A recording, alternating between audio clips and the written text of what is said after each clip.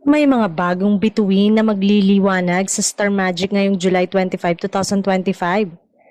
Nagpayanig ng social media ang Star Magic matapos maglabas ng misteryosong teaser nitong linggo. The stars are aligning for shining this 7/25/2025. Save the date, #Star Magic.